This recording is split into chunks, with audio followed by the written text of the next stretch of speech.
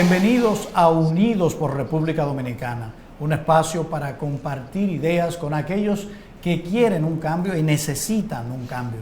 Saludos, Lorena. ¿Cómo está usted, Homero? Muy bien, gracias a Dios. Me alegro que así sea, ¿eh? Hoy vamos a hablar de energía, medio ambiente, cambio climático, energías renovables. Así mismo. Temas importantísimos para el desarrollo de este sector en la República Dominicana. Y obviamente, Dominicana. como todos los días, lo que queremos es llevar soluciones para poder tener un mejor sistema de energía en la República Dominicana, apoyado con esos recursos renovables que sabemos hay en demasía en nuestro país. Hoy tenemos dos invitados que son conocedores profesionales del campo, Rafael Velasco y Carlos Grullón, presidente de ASOFER. Y por Zoom entonces tenemos al señor Miguel Ángel Campos desde España, que también va a estar aportando información muy valiosa en este tema. Gracias. Hola. Bienvenidos. Muchas gracias. Gracias por invitarme. Aquí estamos y bueno, como menciona Homero, vamos a tratar el tema de la energía renovable, este cambio climático y cómo logramos que impacte positivamente la economía. Entonces, con el tema de energía renovable siempre encontramos que se dan dos pasos, pero hay una línea que nos detiene ese crecimiento que muchos entienden pudiera hacerse mucho más rápido. ¿Qué es lo que pasa con la energía renovable? Primero, de vuelta, muchas gracias por la invitación. Y yo creo que en el fondo hay el cuello de botella, si se puede decir, del caso de la energía renovable dominicana, que mucha gente no lo entiende, porque siendo un país insular, una isla, se supone que deberíamos apostar a la energía renovable. No tenemos grandes ríos, no tenemos petróleo, no tenemos gas natural, no tenemos carbón. Sin embargo, todavía persisten algunos limitantes para ello. Hay una ley, como ustedes saben, la 5707, que es para la promoción de las energías renovables. Sin embargo, y yo lo dividiría en varias etapas. Hay un tema con las energías renovables de origen solar, de origen eólico, como es el viento, biomasa. Cada una, aunque comparten incentivos, cada una tiene en la ley algunas características que la diferencian de la otra en cuanto a facilidades. Para mí, uno de los motivos principales es que la manera como el sistema se ha manejado, y es una opinión muy personal, no la digo a nivel ya de ninguna institución, ni siquiera de mi empresa que represento, es que quizás para las actuales autoridades del sector energético, la energía renovable es algo así como, en inglés tienen un término peanuts, como que son menudeces. Y se han embarcado más en proyectos grandes de buscando energía de base, costo eficiente, olvidando el caso de la renovable. Y eso ha hecho que algunos detalles se pierdan. Por ejemplo, la ley yo considero que es muy discrecional a la hora de las concesiones. Para uno obtener en Dominicana, y así está en la ley, para obtener una concesión y desarrollar un proyecto solar, eólico, necesitas pasar por un proceso de una concesión provisional, luego una concesión definitiva. Todo eso te puede llevar sobre un año, con toda seguridad. Y luego la institución que lo aprueba es un directorio que lo aprueba. Y es un directorio, en el caso de la Comisión Nacional de Energía, que no la compone solo el director de la comisión, sino ahí está el ministro de Economía, ahí está, o sea, son 6 o 7 miembros sectorial, y esto hace a veces bastante discrecional. En segundo lugar, creo que hay, por el lado de las distribuidoras, hay posiblemente una mala perspectiva en algunos momentos, porque las distribuidoras, para nadie es un secreto que en Dominicana ha sido un talón de Aquiles el tema de las distribuidoras y las altas pérdidas comerciales y técnicas con las que operan. Hoy día se habla de en torno a un 28, un 30% a grosso modo. Y entonces han entendido que quizás de alguna forma poniendo algunas barreras de entrada o no desmontando algunas resoluciones que se constituyen hoy día en barreras de entrada, entonces favorecen un poco sus cajas. Porque hay que ser también objetivo en este aspecto, en mi opinión. El blanco de público que pone un panel no es el señor de Villajuana o sea, el que pone un panel usualmente, o el que invierte en algo de energía renovable, la práctica ha demostrado que son sectores clase media, media alta, media baja y sector empresarial. Sector empresarial posiblemente no regulado, gente que puede agenciarse un 10, un 20% de autoconsumo y exportar el excedente en los momentos que lo tenga a la red. Ahí me surge una pregunta que me gustaría hacérsela a Carlos. Carlos, ¿por qué no ha llegado todavía la renovable a ser una posibilidad para ese señor de Villajuana? Y ese sería el ideal del país, ¿verdad? Mira, no ha llegado, pero está por llegar. Los costos ahora mismo de hoy, del año 2020, comparado con el año 2015, estamos hablando de una disminución de un 40% del costo. La rentabilidad por igual va aumentando. Y ese señor de Villajuana, como tú dices, o de cualquier barrio popular de aquí, no está masivamente la energía renovable presente, pero sí ya está.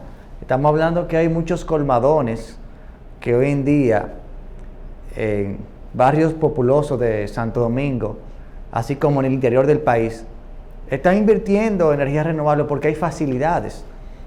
La facilidad del crédito es lo que te dinamiza un sector en particular. Y hoy la mayoría de los bancos está prestando a tasas muy competitivas, lo que hace posible la inversión. Y como hemos dicho desde ASOFER, la asociación para el fomento de la energía renovable que represento hoy, hace 10 años el que invertía en energía renovable era porque era romántico, pro medio ambiente, un idealista.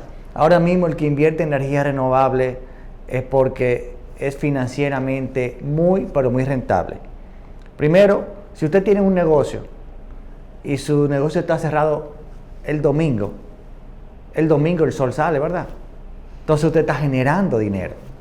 Entonces es un negocio, es una inversión que usted recupera la inversión cada día.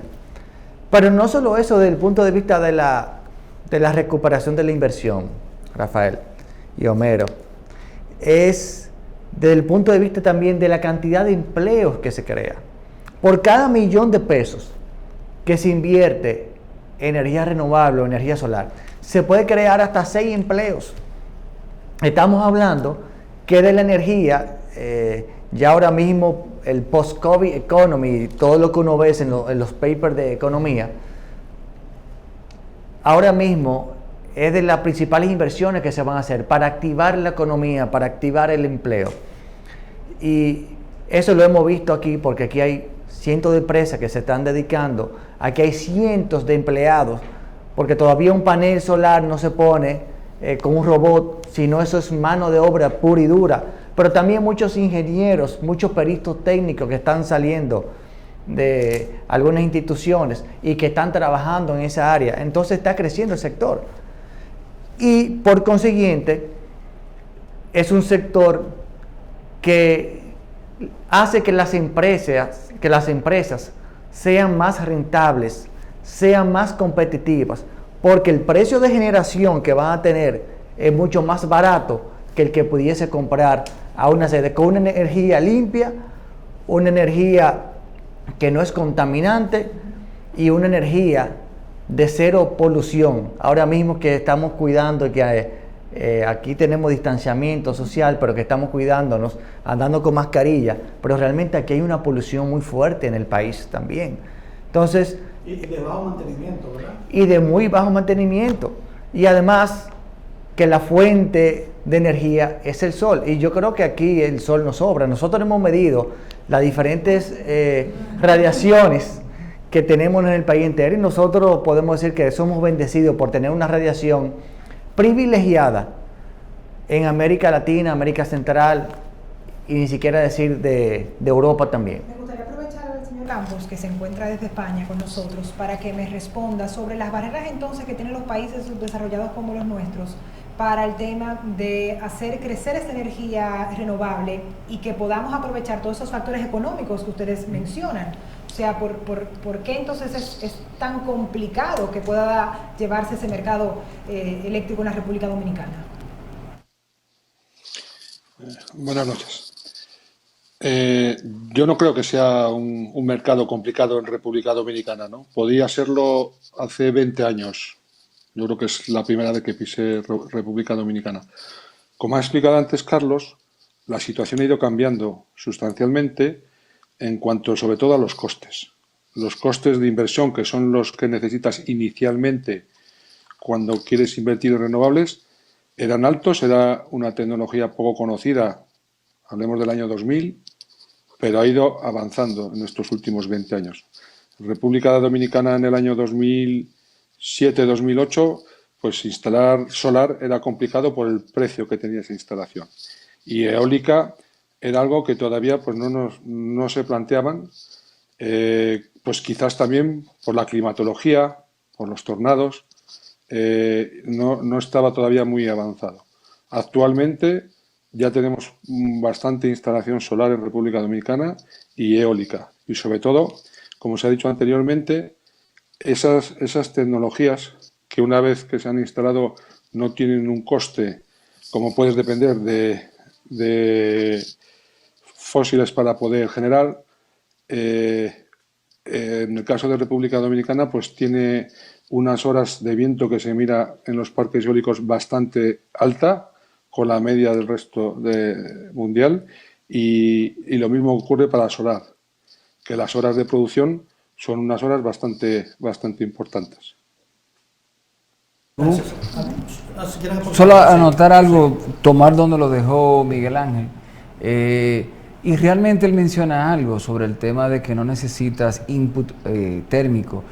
La pandemia o el COVID ha desmontado un paradigma, y era que la energía renovable solo crecía si los fósiles subían. Si el combustible subía, entonces era bueno para los renovables. Y hemos visto cómo ahora, en plena pandemia, y lo puedo decir en el caso local, durante abril la demanda nacional bajó un 11% en promedio. Hubo un momento de mucho más, pero en promedio 11%. Sin embargo, las energías renovables se mantuvieron sobre los 300 megas fijos.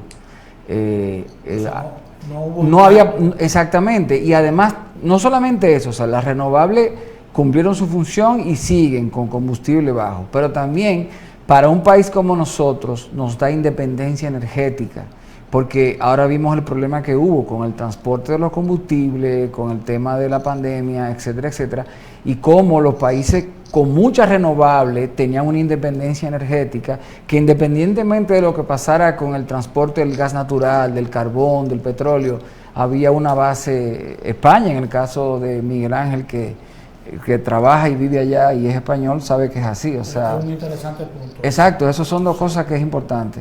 Carlos, tú hablaste de la radiación solar. Sabemos que hay energía solar, energía con el viento. Y a simple vista nosotros podemos decir que República Dominicana es un paraíso de sol y un paraíso de viento. Pero se ha medido el potencial en mega renovable que tiene en estos dos rubros la República Dominicana. ¿Cuántos megas me puede dar el sol y el viento si yo decidiera transformar a la República Dominicana en un paraíso de las renovables? Mira, solo te puedo decir que tú puedes tomar la provincia más pobre que hay en el país, Elías Piña o Neiva, en el sur, de muy buena radiación. Y en cualquiera de esas provincias podemos instalar energía para 50 o 60 años solamente solar. Es decir, aquí realmente tenemos un país bendecido. Ahí tú tienes también el sur a Tierra Nueva, que está en Jimaní. Un sitio espectacular para el viento. Los Cocos, pero también el sur en Barahona. También hay sitios de muy buen viento. La línea noroeste, excelente. Se ha inaugurado Montecristi Solar. Hay muchos también agricultores que hoy en día están utilizando energía, cambiando sus sistemas de planta eléctrica que utilizan fósiles a utilizar energía solar. Están bombeando en sus plantaciones, están utilizando energía solar. Entonces, aquí hay muchos sitios, la verdad que tenemos una radiación y con un potencial increíble. Pero el problema no es la cantidad de energía que nosotros podemos tener, es también las redes eléctricas que nosotros tenemos aquí. Ahora mismo hay un problema en la línea noroeste de que hay un parque eólico, dos parques eólicos, parque solar, muchas empresas que quieren hacer la transición energética, pero no se puede instalar más porque la red que va desde Montecristi hacia Santiago está prácticamente copada, está full. Habría que hacer inversión en redes de transmisión. Habría que hacer inversión en redes de transmisión. Entonces, realmente tenemos la solución, pero hay muchos temas que se tienen que resolver antes de seguir esa gran expansión de energías renovables que el país requiere. ¿Y cuáles serían esos temas que hay que resolver? Porque tenemos que montarnos en ese tren hacia la energía renovable. Bueno, yo creo que burocracia es el primero. Aquí vamos a ubicarnos en un pequeño negocio, un colmado o una pequeña industria, para aprobar ese permiso, teniendo el financiamiento por el banco, el dinero de su bolsillo listo para hacer la inversión, para esperar ese permiso que antes, hace 1 año y medio, se podía conseguir bien rápido la permisología, te podían aprobar todo corriendo en un tiempo récord, pero ahora mismo logra 4 o 5 meses, teniendo el dinero para hacer la inversión. Cuando debiera ser en horas eso. No, yo no diría que en horas, pero si son en días. De los países organizados. Pero si es días, si es una semana, la verdad que pasamos. Y tratando de contestarla lo más concretamente posible, deberíamos pasar ya de la etapa de concesiones provisionales y definitivas a licitaciones por parte del Estado. Cuando el Estado necesite, en la curva de desarrollo de la generación y la demanda, cuando necesite energía renovable, hacer licitaciones de energía renovable, como pasa en toda América Latina. O sea, Brasil hace unos años lanzó una licitación de 6.000 megavatios en energía eólica. Solo se adjudicaron 3.000 y tanto. Perfecto, pero es, claro, pero es la... Nosotros consumimos. Exacto, aquí un pico de 2.500, 2.600. Y los precios, lo importante de la licitación y la transparencia, es que los precios que se consiguen en esas mismas licitaciones son precios que ni el carbón, ni el gas, ni absolutamente nada te lo da. Y yo que, por ejemplo, quizá Miguel Ángel tiene experiencia de en otros países latinoamericanos, esos procesos. Que cuente de eso. Pero con esto termino. Lo grande de esto que yo te digo es que en todo el sector hay conciencia de que hay que hacer ese paso, hay que darlo. Incluso yo me atrevería a decir que autoridades actuales saben y lo quieren hacer, pero por supuesto pasa por un cambio de la ley, porque la ley manda el tema de las concesiones, la ley 5707. Entonces ya hacer que no sean concesiones administrativas, sino licitaciones, etcétera, etcétera, amerita un cambio regulatorio que pasa por el Senado. Correcto. Vamos a preguntarle entonces al señor Campos, porque quiero que vayamos al tema de la ley y el mismo pacto eléctrico también, que gracias. Señor Campos, nos gustaría entonces la experiencia que ha tenido en mercados como España y otros países, ¿cuál pudiéramos extrapolar, cuál pudiéramos imitar aquí en la República Dominicana para poder mover ese motor de energía renovable? A ver, como se ha mencionado anteriormente, a ver, los pasos para avanzar en las energías renovables, uno, como comentaba Carlos, es las líneas de transmisión, ¿no? Es decir, de donde generas, cómo mueves esa energía dentro del país. Y eso es un punto importante para tener en cuenta. Hay que desarrollarlo internamente. Es la base casi para poderlo hacer. Después, desde el punto de vista de qué más necesitas para desarrollarlo, como decía Rafael, pues es importante pues tener una ley clara que te ayude y sobre todo que te dé unas garantías, porque haces una inversión inicial y necesitas un periodo de tiempo de X años para poderlo desarrollar. Y entonces la ley te tiene que dar garantías de cómo hacerlo. Y como decía antes, los costes en estos momentos son bajos. Las energías renovables han ido bajando. Otro punto es, habéis mencionado que aproximadamente el consumo en República Dominicana son de 2.600 megavatios, lo que es consumo punta. Una cosa es lo que está instalado. De ese consumo que se tiene, las energías renovables siempre tienen que tener bien sea ciclos combinados de gas, carbón, otras energías. Pero como decíais también, cuando ha habido un problema, son las que tienen prioridad a la hora de generar, de darles ese apoyo. Entonces, siempre hay un porcentaje sobre la generación total que puede llegar a cubrirse con energías renovables. Y una cosa es la potencia instalada y otra cosa es lo que generan. En el caso de la solar genera aproximadamente un 17 o un 18% de las horas naturales del año, de las 8.760, y en el caso de la eólica en República Dominicana, en los parques actuales, están rondando hasta el 40%. Es decir, no quiere decir que si instalas 100 megavatios generas 100 megavatios. Generas un porcentaje sobre eso. Con lo cual, por eso tienes que tener un backup por detrás para que te pueda apoyar. Sí. Vamos a continuar hablando. Guarde ese comentario ahí, señor Velasco. Seguimos con más de UNAS.